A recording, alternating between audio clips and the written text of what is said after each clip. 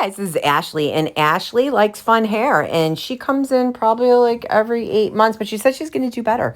So she wants to go with something that I need to get some of this purple off. So I went ahead and used a Malibu CPR, and I just let that process for 45 minutes underneath the dryer to remove some pigment, and some is still there, but her hair is way better. She also has well water. So we need to get all of that off of her hair before I apply bleach. So I am applying the lightener 1/4 of an inch from the scalp, because your scalp is going to process faster than what I call the cold zone. And this is the cold zone right here.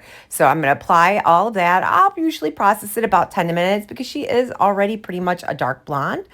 And then I will go ahead and I will get it at the root. Also, bleach expands, so a lot of times it does expand into that area as well. So we process that, we Olaplexed her, and now I'm going to go ahead and I'm going to apply my Magix 10 blue shade into, I'm going to do the yellow on the ends first, and then I'm going to go ahead and I'm going to put the green in the middle. She wanted blue into green into yellow.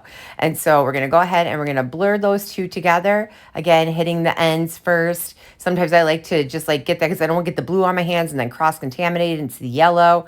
So going ahead, this time I did the green first, and then I flip my hands over and I do the yellow because it's like two sides, and then that way it's much cleaner. Again, applying the colors, and this is Magix 10 Pure Shades, and here's the result, guys. It came out so pretty. Look at that blend. Wowzers. She was so happy with her color. As always, thanks for watching, guys, and the link is in the bio.